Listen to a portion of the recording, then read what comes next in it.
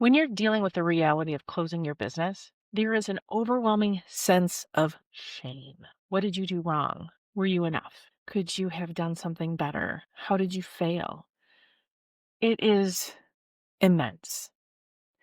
And if you don't talk about it, if you don't bring it into the light of day, it can eat you alive. That is the power of shame. It literally is a block between you and the divine.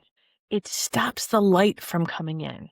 And I have to tell you, I've been experiencing that in this path of uncertainty. And what's helped me is literally talking about it.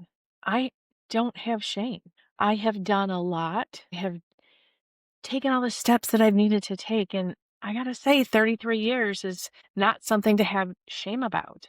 We're living in a perfect storm in 2025. There's a lot of circumstances that have put my back up against the wall.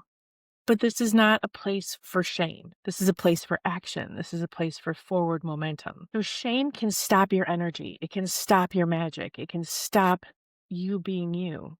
And the way to disempower shame, to dissolve the shame, is literally to talk it out, to share it with someone. And it's sharing it with the right someone who's going to help you understand where the seed of that shame comes from, what that shame is about, who that shame is anchored into, whether it's you or a voice inside of you that may belong to somebody else. For me, that shame is anchored actually in past employees that have been maybe mad at me or maybe I haven't done enough for. It's anchored in the voice of my mother. It's anchored in voice of customers that maybe I haven't done enough for. And it's anchored in the voice of not being enough. Not being enough in a lot of different ways, or not having enough. That's maybe more the truth, is not having enough. And giving voice to that shame helps me understand that it's not a big voice. It's actually a very small voice.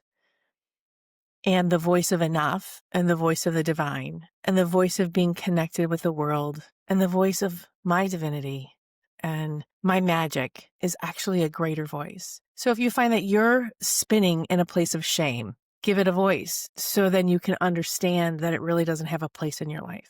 And let me tell you what shame sounds like inside of you.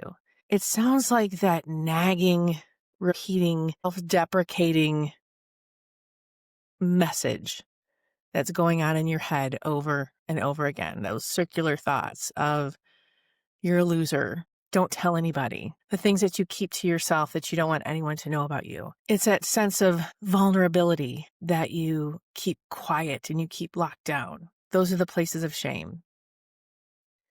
And I'm sharing my vulnerability with you today because I want you to know that if you have any shame, find the right person to share it with. It can be a professional. That's usually the right person. And be a little vulnerable, a tiny bit at a time. Dip your toe in there to find the right people in your life to share that with so you can unpack it and unravel it and realize that shame has no place in your life. This is Jackie, and I got your back because we're traveling this path of uncertainty together.